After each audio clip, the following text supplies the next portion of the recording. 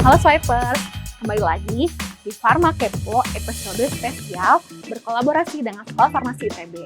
Ayo, sudah donor darah belum tahun ini Swiper? Nah, sebelum melakukan donor darah, perlu diperhatikan riwayat penggunaan obat sebelumnya. Mengapa? Karena obat akan terdistribusi di dalam darah dan ketika dilakukan proses transfusi dalam darah, hasil donor akan diterima oleh donor resipien atau penerima donor. Nah, penerima ini mungkin akan membahayakan kondisinya jika pendonor menggunakan obat-obat tertentu, termasuk mungkin penerima donornya ibu hamil. Kemudian, rincian pengobatan juga berguna untuk menghindari potensi bahaya bagi pendonor, misalnya pendarahan. Ada beberapa golongan obat yang harus diperhatikan ketika melakukan donor darah. Yuk cari tahu bersama aku, Apoteker Cendrawati Uniat, dosen farmasi klinik, sekolah farmasi, hanya di Pharma Kepo, kepoin abis farmasi.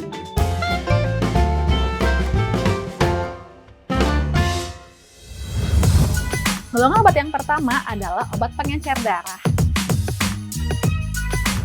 Ada perbedaan masa waktu tunggu setelah penggunaan obat-obat ini, tergantung jenis obatnya. Nah, kenapa ini penting? Karena nanti darahnya bisa mengencer ya, kalau misalnya ditransfusikan atau jadi bisa terjadi pendarahan pada pendonornya. Obat yang pertama adalah aspirin. Nah, pada dosis rendah, jika menggunakan aspirin, maka beri jeda 2 hari setelah penggunaan obat, khususnya untuk donor platelet. Sebagai contoh, jika pendonor menggunakan obat pada hari Senin, maka pendonor baru bisa mendonorkan darahnya selang 2 hari, yaitu pada hari Kamis.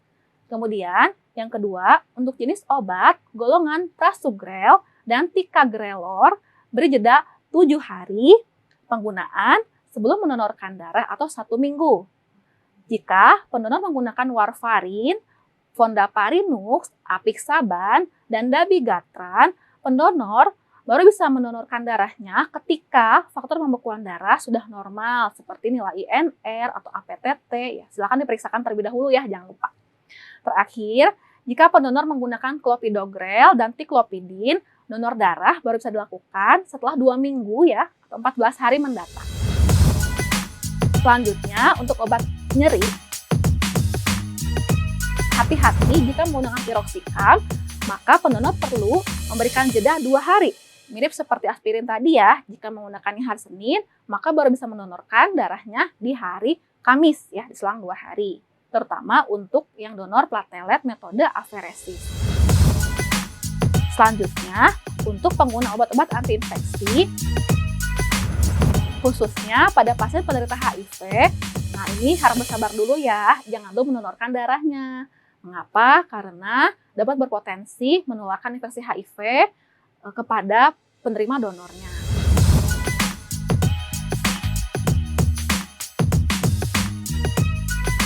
Yang terakhir, jika menggunakan agen imunosupresan, misalnya mycophenolate mofetil pada pasien lupus. Nah, agen ini bisa menurunkan imun penerima, sehingga nanti penerima akan terganggu sistem imunnya dan lebih mudah terkena infeksi. Untuk obat-obat ini, maka gunakan setelah 6 minggu penggunaan. Yang kedua, pada pasien dengan gangguan prostat yang menggunakan finasterid, maka pendonor baru bisa mendonorkan darahnya 1 bulan atau 4 minggu setelah penggunaan obat. Yang terakhir, ini yang mungkin sering juga digunakan ya, pada pasien wanita yang menggunakan obat jerawat yang mengandung kandungan isotretinoin, berhati-hatilah ketika akan mendonorkan darah. Nah, Anda baru bisa mendonorkan darah 1 bulan mendatang setelah menggunakan obat jerawat yang mengandung isotretinoin. Sehingga hati-hati ya, periksakan dulu dan pastikan sudah aman baru bisa mendonor. Selain bisa menolong orang lain, donor darah secara rutin juga punya banyak manfaat bagi swipers loh. Seperti bisa membantu menurunkan berat badan, dilangsing ya, menurunkan resiko terkena penyakit jantung, pembuluh darah, serta dapat mendeteksi penyakit yang serius. Nah, pastikan sebelum donor darah, jangan mengkonsumsi obat-obat tadi ya yang sudah saya jelaskan. Dan pastikan sudah kondisinya sehat dan aman semuanya sebelum mendonorkan darah.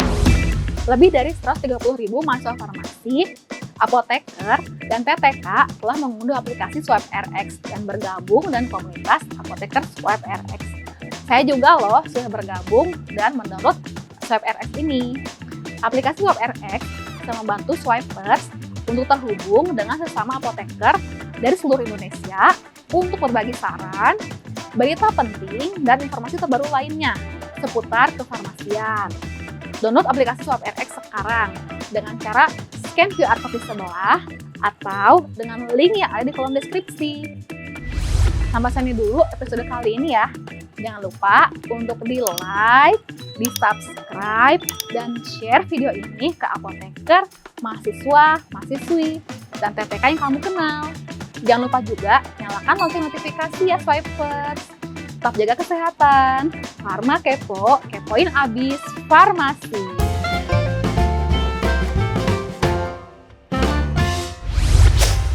Swipe RX.